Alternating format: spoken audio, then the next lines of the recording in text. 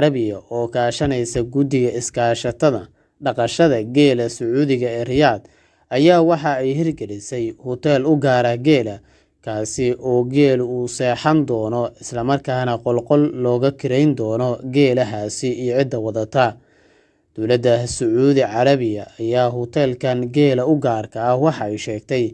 kaliya in uusan u noqon doonin geela jiif, balse daryeel iyo nasiino uu u noqon doono geela hotelkan.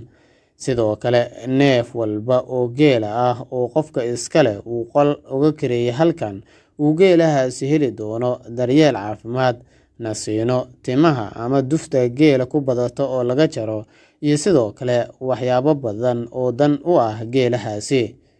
Dhanka kale, arrinta xiisaha leh ayaa waxa ay tahay in dowladda Sacuudigu ay hotelka geelahan ay ugu diyaarisay rag geel-jirayaal ah oo si joogto ah ugu qubeeya geela, sidoo kalena cunno joogto ah siinayaan neefka geela ah ee qolka loo kireeyo, sidoo kalena uu heli doono waxyaabo intaasi kasii badan sida ay sheegtay dowladda Sacuudigu.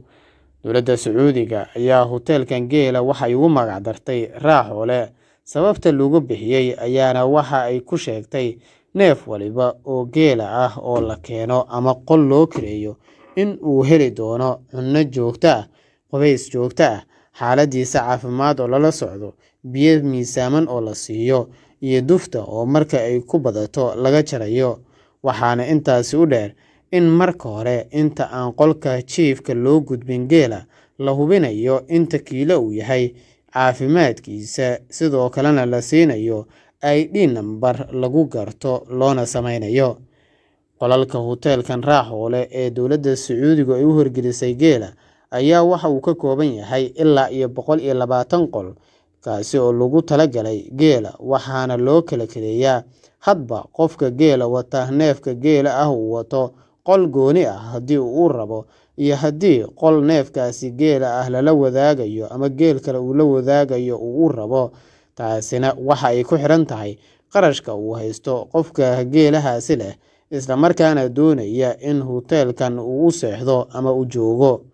Intaasi waxaa dheer, waxa uu hotelkan leeyahay shaqaale aad u carbisan oo soo dhaweynta geela ku fiican, iyo sida loo dhaqo, isla markaana wax waliba uu u baahan yahay geela diyaar u ah sida ay xustay dowladda Sacuudi Carabiya.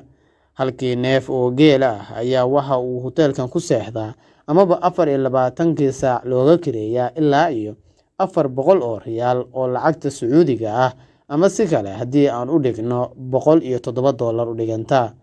Durba hotelkan geela ee loogu magac daray Raaxoole waxa uu helay macaamiil badan, waxaana seexda ku dhowaad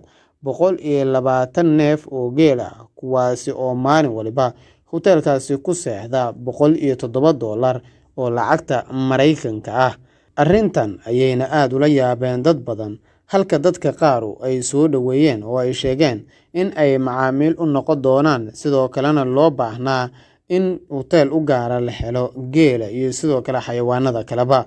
Kuwo badanna waxa ay si maalinle ah u tagaan hotelkaasi si ay u soo booqdaan halkaasi iyo waxa ka socda, iyo hotelkan laga kireeyo geela, sidoo kalena geelu uu seexdo. Waxayna dowladdu sheegtay in 24 saac shaqaalaha hotelkaasi ay heegan yihiin, isla markaana laga codsan karo qofkii geela wata